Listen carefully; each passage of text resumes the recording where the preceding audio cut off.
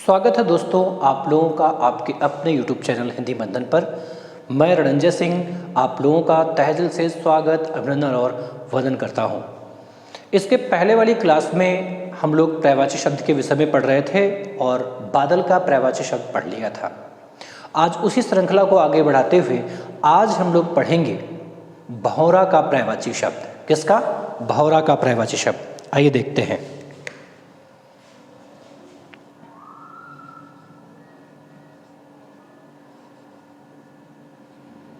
भौरा। आपसे पूछा जाए कि यह भौरा कैसा शब्द है? भौरा कैसा शब्द है मतलब ये तत्सम है या फिर ये तद्भव? तो ध्यान रहे यह एक तद्भव शब्द है। कैसा? तद्भव शब्द है। इसका जो तत्सम रूप होता है वो क्या होता है? वो होता है भ्रमर। क्या होता है? भ्रमर। अगर बात इसके लिंग की करें कि ये कैसा शब्द है तो ध्यान रहे जो भौरा है वह एक पुल्लिंग शब्द है। कैसा शब्द है? वह एक पुल्लिंग शब्द है। भौरा कैसा शब्द है? पुल्लिंग शब्द है। अगर इसके संज्ञा की बात करें कि किस प्रकार की संज्ञा है तो ध्यान रहे भौरा जो है वो जातिवाची संज्ञा है। कैसा? जातिवाची संज्ञा है। जातिवाची संज्ञा। अब देखो ध्यान रखना क्या है कि अगर आपने भौरे को अच्छे से देखा होगा तो आप चीजों को बहुत आसानी से समझ पाएंगे। ठीक है? भौरे में आपने देखा होगा कि थोड़ा सा कुछ इस तरीके से उसमें एक ऐसे और एक ऐसे आगे की तरफ नोक नुमा निकला रहता है। ठीक? और यहां दोनों तरफ क्या होता है? रेफ मूछ टाइप में निकला रहता है। ठीक है? और अगर हम भौरे की स्थितियों को समझें तो यहां आप देख पा रहे होंगे इसके ऐसे ही 6 पैर निकले होते हैं, 3 इधर और 3 दूसरी साइड। इस तरीके से टोटल 6 पैर निकले होते हैं।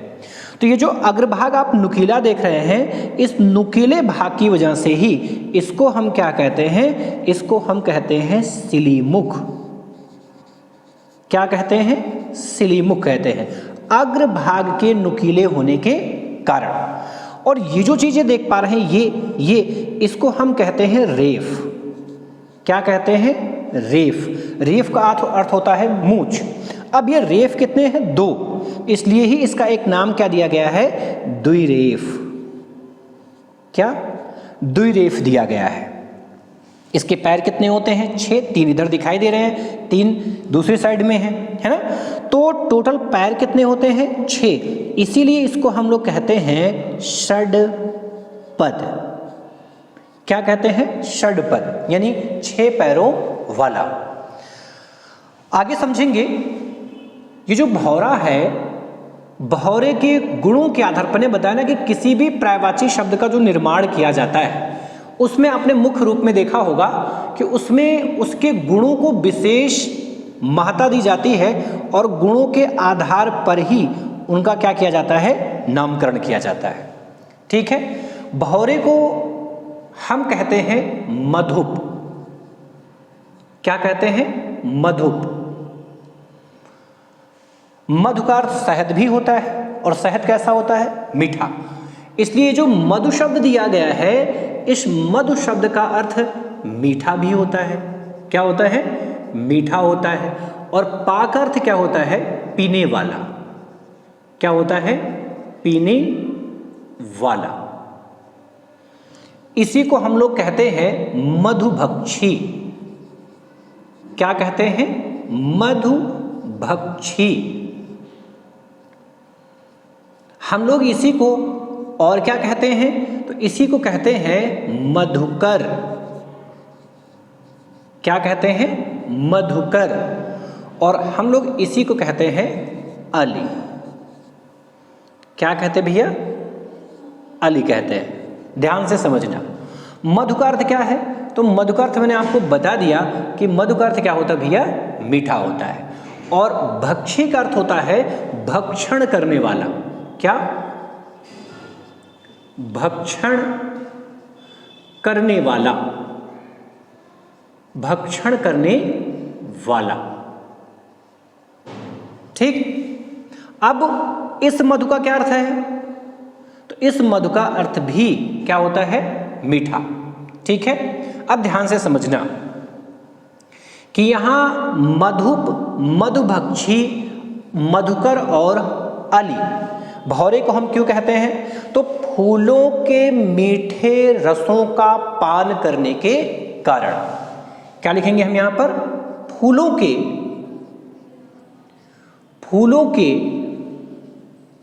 मीठे, फूलों के मीठे रसों का पान करने के कारण, पान करने के कारण कहते हैं। फूलों के मीठे रसों का पान करने के कारण ही हम भौरे को मधुप, मधुभक्षी, मधुकर और अली के नाम से जानते हैं। एक और महत्वपूर्ण बात, जैसे आपने देखा यहां पर क्या है? अली। जैसे यहां पर अली शब्द है, इसी से मिलता जुलता एक शब्द आता है अली। कई बार पेपर में पूछा गया है अली। तो ध्यान रहे, अली का अर्थ क्या होता है? सखी। क्या अर्थ होता भैया? सखी। अच्छा, अली का अर्थ क्या होता है? तो अली का अर्थ होता है भौरा। क्या अर्थ होता है? भौरा। अब ये तो हम जानते हैं कि अली और अली एक भौरे का है और एक सखी का है, लेकिन भ्रांति ये हमारे दिमाग में बनी रहती है, भ्रम ये बना रहता है कि कौन सा भौरे वाला है और कौन सा सखी वाला है। पेपर टाइप में गलती हो जाता है। ध्यान समझिए, यहां पर सखी पर बड़ी ई की मात्रा है और यहां पर अली पर भी क्या है? बड़ी ई की मात्रा, अर्थात बड़ी ई की मात्रा वाला जो है वही क्या है? सखी का पर्यायवाची शब्द। ठीक है, ये गलती ना हो पाए, सखी पर भी बड़ी ई की मात्रा और अली पर भी बड़ी ई की मात्रा, तो बड़ी ई बड़ी ई। ठीक, अब गलती नहीं होगी। आगे की बात करें, इसको ही हम लोग कहते हैं भृंग। क्या कहते हैं? भृंग। अब भौरे को भृंग क्यों कहा जाता है? उसका मुख्य कारण यह है कि भनभनाहट की आवाज निकालने के कारण। जब भौरा उड़ता है तो उड़ते समय वो भनभनाहट की आवाज करता है, और भनभनाहट की आवाज करने के कारण ही हम इसको क्या कहते हैं? भृंग। क्यों कहते हैं?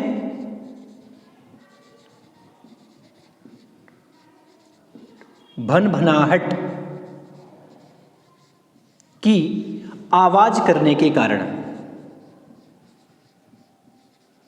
आवाज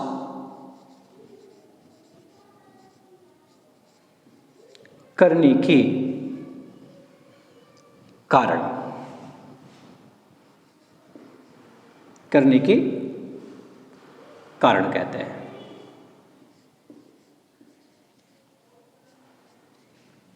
कारण देखो, जैसे भृंग शब्द है, ठीक ऐसे ही एक शब्द है श्रृंग। क्या शब्द है? श्रृंग। अंतर समझिएगा, भृंग का अर्थ क्या होता है? तो भृंग का अर्थ होता है भौरा। क्या अर्थ होता है? भौरा। और श्रृंग का अर्थ क्या होता है? तो श्रृंग का अर्थ होता है चोटी। क्या अर्थ होता है? चोटी। भृंग का अर्थ भौरा और श्रृंग का अर्थ चोटी होता है। ठीक है, हम लोग भौरे को ही क्या कहते हैं? भौरे को ही कहते हैं षट्पद। षड पद कहते हैं। अब देखो, षड का अर्थ क्या है? तो षड का अर्थ होता है छह, और पद माने क्या होता है? तो पद का अर्थ होता है पैर। क्या होता है? पैर। इन 6 पैरों के कारण ही इसको हम क्या कहते हैं? षट्पद। आप लिख सकते हैं यहां पर 6 पैरों के होने के कारण के कारण, 6 पैरों के होने के कारण। देखो जैसे षटपद शब्द देख रहे हैं, ठीक वैसे ही एक मिलता जुलता शब्द है, क्या? षडमुख। क्या है? षडमुख। अब षड का अर्थ क्या होता है? तो षड का अर्थ होता है 6, मुख का अर्थ होता है मुख, और 6 मुख किसके हैं? तो 6 मुख है कार्तिकेय के। किसके? कार्तिकेय के। तो षडमुख ये कार्तिकेय का पर्यायवाची है, और षडपद किसका है? तो षडपद भौरे का पर्यायवाची शब्द है। किसका? भौरे का। ये सम उच्चरित भिन्नार्थक शब्द है। सम उच्चरित भिन्नार्थक शब्द आपसे पेपर में पूछेगा, आपसे पूछा जाएगा। अब देखिए आगे की बात करें तो ये जो षडमुख और षडपद शब्द दिया गया है, इन दोनों के दोनों ही शब्दों में ध्यान रखना है, इन दोनों के दोनों ही शब्दों में व्यंजन संधि है। क्या है? व्यंजन संधि है। और व्यंजन संधि होने के साथ साथ ही इन दोनों के दोनों पदों में बहुब्रीहि समास है। कौन सा? बहुब्रीहि समास है। बहुब्रीहि समास क्या है? बहुब्रीहि समास है। ठीक है। हम भौरे को ही और क्या कहते हैं? द्विरेफ कहते हैं। क्या? द्विरेफ कहते हैं। अब द्विरेफ क्यों कहते हैं? देखो द्वि का अर्थ होता है क्या? 2। क्या अर्थ होता है? 2। और रेफ का अर्थ क्या है? रेफ का अर्थ होता है मूंछ। क्या है? मूंछ। ध्यान से समझना। द्विरेफ मूंछ की भांति 2 बालों के निकले रहने के कारण, मूंछ की भांति भांति 2 बालों के, 2 बाल के निकले होने के कारण, होने के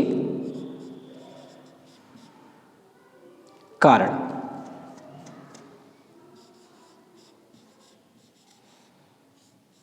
होने के कारण इसको ही हम लोग अलिंद भी कहते हैं, और इसको ही हम लोग मिलिंद भी कहते हैं। क्या कहते हैं? मिलिंद भी कहते हैं। भौरे को ही कहा जाता है। और भौरे को ही हम और क्या कहते हैं? तो भौरे को ही हम लोग सिलीमुख भी कहते हैं। क्या? सिलीमुख। क्यों कहते हैं सिलीमुख? सिलीमुख इसलिए कहते हैं क्योंकि सिलीमुख का मतलब होता है अग्रभाग का नुकीला होना, और जो भौरा है इस भौरे का अग्रभाग क्या होता है? नुकीला होता है। तो आप आगे लिख सकते हैं अग्रभाग के नुकीले होने के कारण, अग्रभाग के नुकीले होने के कारण, नुकीले होने के कारण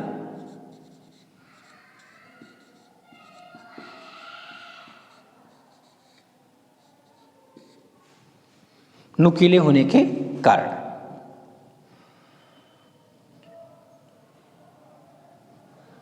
इतने पर्यायवाची शब्द इससे है। ठीक है, यहां तक की बात समझ में आ गई है। चलिए एक बार देख लेंगे हम। अगर आपसे पूछा जाए कि भौरा कैसा शब्द है, तो भौरा जो है वो तद्भव शब्द है। इसका तत्सम रूप क्या होता है? तो इसका तत्सम रूप होता है भ्रमर। देखो एक शब्द होता है भ्रमर और एक शब्द होता है भ्रमण। क्या होता है? भ्रमण। तो भ्रमर का अर्थ तो होता है भौरा। क्या अर्थ होता है? भौरा। और भ्रमण का अर्थ होता है घूमना, भ्रमण करना, घूमना। क्या अर्थ होता है? घूमना। ये भी संस्कृत भिन्नार्थक में आ गया, या संस्कृत भिन्नार्थक शब्दों में आता है। ठीक है, आपसे पूछा जाए भौरा का लिंग क्या है, तो भौरा एक पुल्लिंग शब्द है। भौरा किस प्रकार की संज्ञा है, तो भौरा जो है वो एक जातिवाची संज्ञा है। अब समझना है कि भौरे का जो अग्रभाग नुकीला होता है उसको क्या कहते हैं? सिलीमुख। अच्छा, एक बात और बता दें, ये जो सिलीमुख देख पा रहे हैं, ये सिलीमुख के दो अर्थ होते हैं। कितने अर्थ होते हैं? सिलीमुख के दो अर्थ होते हैं। देखो, सिलीमुख का अर्थ होता है बाण। क्या अर्थ होता है? बाण। और सिलीमुख का ही अर्थ होता है भौरा। क्या अर्थ होता है? भौरा। अर्थात जो सिलीमुख शब्द देख पा रहे हैं, ये सिलीमुख शब्द जो है वो एक अनेकार्थी शब्द है। कैसा? अनेकार्थी शब्द है। ठीक है, अब देखना है, आगे दो मूंछ की भांत निकला रहता है, इसलिए इसको द्विरेफ कहते हैं, और 6 पैरों के कारण इसको हम षट्पद कहते हैं। ठीक है, आगे ध्यान रखेंगे, फूलों के मीठे रसों का पान, पान माने पीना। पान माने क्या होता है? तो पान का अर्थ होता है पीना। क्या अर्थ होता है? पीना। तो फूलों के मीठे रसों का पान करने के कारण ही हम भौरे को मधुप, मधुभक्षी, मधुकर और अली के नाम से जानते हैं। ठीक है, ध्यान रखें कि एक शब्द होता है अली और एक शब्द होता है अली। तो अली का अर्थ होता है सखी और अली का अर्थ होता है भौरा। भौरे को ही हम भृंग भी कहते हैं। और भृंग क्यों कहते हैं? तो भनभनाहट की आवाज निकालने के कारण ही हम भौरे को भृंग कहते हैं। एक शब्द होता है भृंग और एक शब्द होता है श्रृंग। तो भृंग माने भौरा और श्रृंग माने चोटी होता है। हम भौरे को षड्पद भी कहते हैं। षड माने 6, पद माने पैर, और 6 पैरों के होने के कारण ही इसको हम षड्पद कहते हैं। तो जैसे षड्पद है, वैसे एक शब्द आता है षड्मुख। षड माने 6 और मुख का अर्थ तो मुख ही होता है। तो 6 मुख किस भगवान के हैं? कार्तिकेय हैं, भगवान शंकर के पुत्र का नाम है। तो षड्मुख पूछे तो कार्तिकेय का पर्यायवाची, और अगर षट्पद पूछे तो ये किसका हो जाएगा? ये भौरे का पर्यायवाची शब्द हो जाएगा। भौरे को हम द्विरेफ भी कहते हैं, क्योंकि उसके आगे की तरफ ऐसे 2 मूछें निकली रहती हैं। मूछ जैसे बाल निकले रहते हैं, जैसे मूछ के बाल निकले रहते हैं, ठीक वैसे ही 2 बाल निकले रहते हैं, इसलिए उसको हम क्या कहते हैं? द्विरेफ कहते हैं। भौरे को हम अलिंद भी कहते हैं और मिलिंद भी कहते हैं। और भौरे को ही क्या कहते हैं? सिलीमुख। क्यों कहते हैं? क्योंकि अग्रभाग भौरे का नुकीला होता है। नुकीले होने के कारण इसको हम सिलीमुख कहते हैं। और सिलीमुख का अर्थ बाण भी होता है और सिलीमुख का अर्थ भौरा भी होता है। आपने वो बाण देखा ना? बाण देखा? बाण का अग्रभाग कैसे होता? ऐसे ही तो होता है। अग्रभाग क्या हुआ? नुकीला। तो बाण का भी अग्रभाग नुकीला होता है, और ये जो भौरा है इसका भी अग्रभाग नुकीला होता है। और अग्रभाग के नुकीले होने के कारण ही बाण और भौरे दोनों को क्या कहा जाता है? सिलीमुख कहा जाता है। क्या कहा जाता है? सिलीमुख कहा जाता है। अब ध्यान रखना है कि इसमें याद कौन कौन सा करना है? याद रखना इसमें मधुप, सबसे इंपॉर्टेंट शब्द है मधुप। दूसरा शब्द है मधुकर, जो पेपर में पूछे जाते हैं। वैसे ही इंपॉर्टेंट शब्द आपका अली, जो परीक्षा में पूछा जा चुका है। वैसे ही षट्पद है, और षट्पद में समास पूछा गया था, बहुब्रीहि समास है। द्विरेफ भी पूछा गया है, द्विरेफ भी इंपॉर्टेंट शब्द है। ठीक, द्विरेफ के अलावा अलिंद भी इंपॉर्टेंट है, और अलिंद के अलावा मिलिंद भी इंपॉर्टेंट है। ठीक, जो सिलीमुख है वो प्रावाची के दृष्टिकोण से नहीं, लेकिन अनेकार्थी शब्दों की दृष्टि से भी क्या है? ये इंपॉर्टेंट शब्द है, ये महत्वपूर्ण शब्द है आपके लिए। ये कुछ शब्द हैं जो आपको याद करके रखने हैं। आपको यहां तक की बात समझ में आई होगी। हम लोग नेक्स्ट वीडियो में नेक्स्ट पर्यायवाची शब्द के साथ आपसे पुनः मिलेंगे। तब तक के लिए धन्यवाद। लेकिन जाने से पहले निवेदन करता हुआ जा रहा हूं कि कृपया आप हमारे इस चैनल को लाइक करें, सब्सक्राइब करें और ज़्यादा से ज़्यादा लोगों के पास में शेयर भी करें। हम पुनः मिलेंगे अगली वीडियो के साथ। धन्यवाद।